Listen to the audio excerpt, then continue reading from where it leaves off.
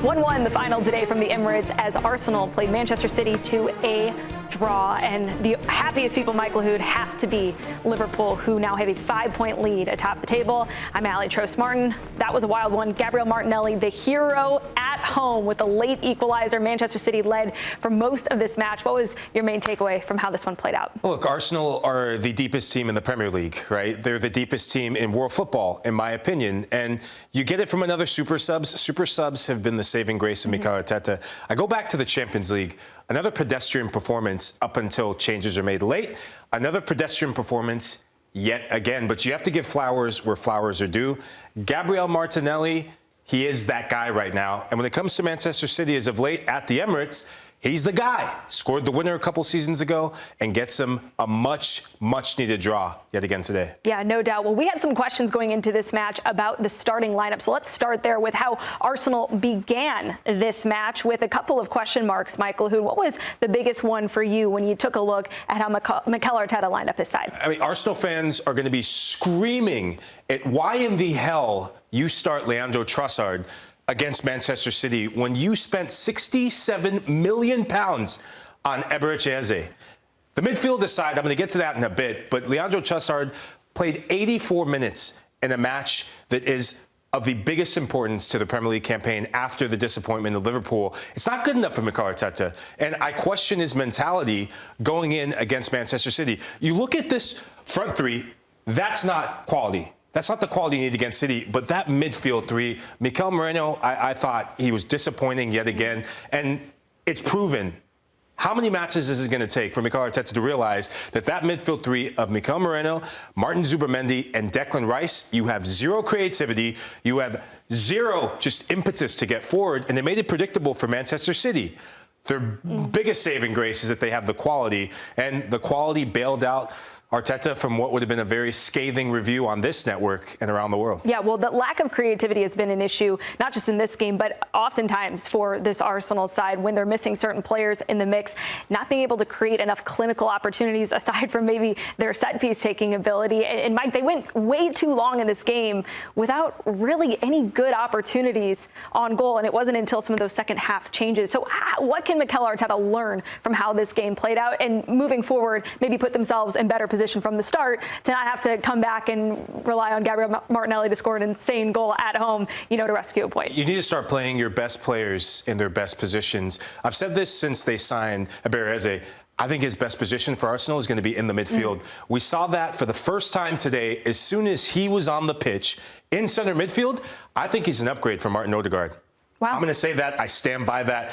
The pass that he put on a dime for Martinelli was world class. I know we hear that from all around the world. That is a world class play from a player who is ready to take the responsibility and mantle. Eze gives you the ability to create gaps for himself off the dribble. No other Arsenal midfielder can give you that. And for the first time, seeing him and Bukayo Saka on the pitch, we saw some chemistry. We saw some instant combinations. And they had Manchester City on the ropes like this till the very end. So that is the number one change that I make with Martin Odegaard.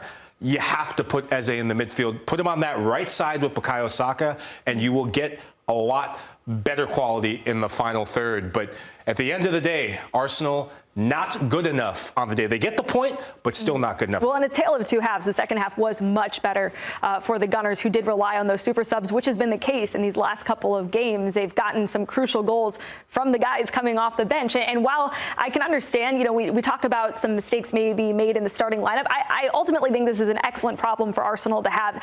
In seasons past, they've just not had the depth to go all the way. And to see a player like Martinelli now with goals in the last two games, crucial goals at that in the Champions League and in the Premier League, if having more competition in the group just ultimately raises the floor for a player like Gabriel Martinelli, who at times does kind of lack when he plays more significant minutes in a match, at least what Arsenal need going forward. Sometimes his 1v1 ability just drops off. He's not as strong as maybe he was in seasons past.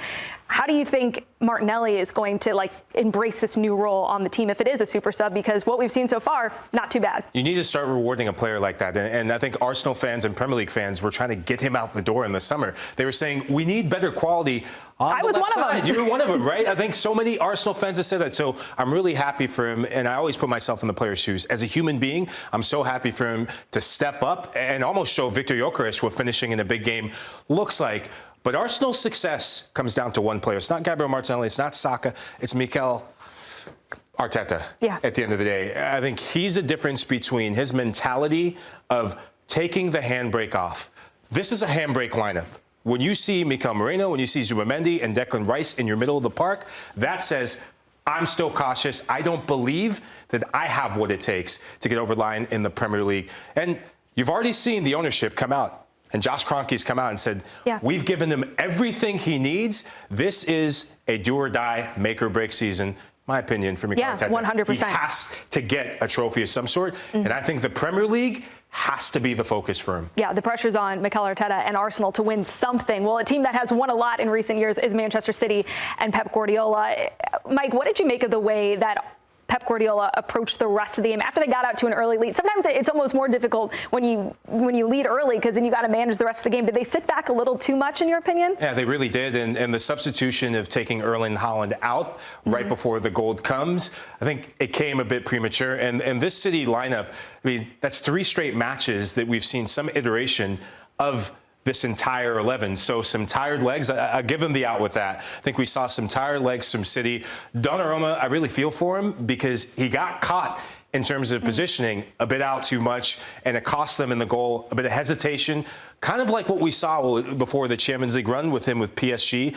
That was more of Donnarumma in that last dying minutes in Liga and not PSG. But overall, City, they will take the point. Very disappointing, but for a side that's getting players back, at the end of the day, just as long as Erling Haaland is getting you goals, I think they'll be disappointed they didn't put that game away earlier and they paid the price at the end. Yeah, 100%. City could have definitely used 3 points. They sit 9th in the table now after splitting with Arsenal today. But there are still some positives to take away, Mike, and one of those is the fact that we've started to see a more consistent lineup in recent matches from Manchester City. So what's been your assessment of how they've started to grow, particularly on defense?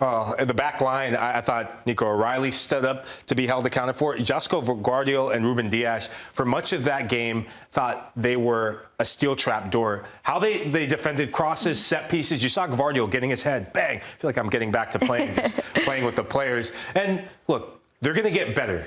There's been some significant injuries at the start of the season. John Stones coming back for injury. It's going to boost this back line. But my questions that I had for City before this past week were, they got a draw today. They beat Napoli. And they beat Manchester United. That's a good week for Manchester City. There was this sense of potential panic or unease around Pep and his team because the question was, if Erling Haaland doesn't score goals or get involved in the final third or put the team on his back, then who's going to really step up? Phil Foden and Jeremy Doku, they put in an absolute shift defensively today because they had to. But you take the point and you take the fact that Erling Haaland is still banging you goals. He's one of the hottest strikers in world football right now. Yeah, and it was no different today. He scored 9 minutes into the match against Arsenal, and he's really just been a headache for this Arsenal team in recent matchups. As we take a look at some of Erling Haaland's numbers against Arsenal in all comps, 9 appearances, 5 goals, and a goal in each of the last 3 appearances. Look, I know this is a tough guy to stop, but how have Arsenal, one of the best defensive teams in the Premier League, just not been able to keep him contained? One of the scariest moments in world football is when you have acres of space behind you and it's Erling Haaland running in. He left Gabriel for dead, for dust when he went in for the goal. The thing I was disappointed with most was he had a 1v1 opportunity. I think it was maybe in the second half where he's in on goal on David Raya. And David Raya, that save, that could be the difference from Arsenal being out of the Premier League title race further on in the season, and Manchester City getting a big 3 points and reinserting themselves back in the title race. So Haaland is still going to get his goals, and it's a milestone moment for him. That's 91 goals in the Premier League, which has him level with Ole Gunnar Solskjaer, who's a legend for Manchester United, and Olivier Giroud, who used to play for Arsenal. So he's a frightening goal machine, and he's only going to get better. Yeah, unstoppable, but his one goal ultimately not enough to get the win today as Arsenal and City split points at the Emirates.